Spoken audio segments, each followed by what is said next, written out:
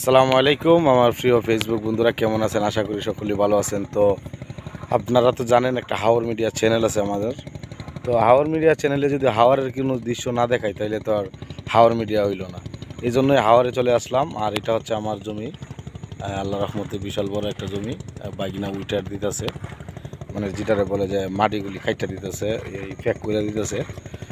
তো আসলে যা অনেকে বলে যে আমরা খালি সিনেমার কাজই করি বা অভিনয় জানি না, বা এটা অভিনয় না, এটা আসলে রিয়েল বাস্তব। আমরা কৃষকের সন্তান, তাই কৃষিকাজকে খুব ভালোবাসি। আর আমাদের কৃষক কাজ ছাড়া আমাদের গ্রামের মানুষ অন্য কোনো কাজ বুঝে না বা করতে পারে না। Hello guys. আমার বাগিনা ক্ষেতে উইটার দিতেছে। তো বাগিনা কইতেছে ক্ষেতটা বেজিত হয়ে গেছে গা। আসলে ক্ষেতটা একবারে মনে করেন যে অন্য ক্ষেতের থেকে একটু ডাউন হয়ে গেছে গা, কারণ এই সময় মতো সার দিতে পারছি না, সময় মতো বাঁচাইতে পারছি না। গেছি ঢাকা শুটিংয়ে। তো শুটিং শেষ করে আবার আসলাম বাড়িতে। আসার পরে দিয়ে অবস্থা, খেতে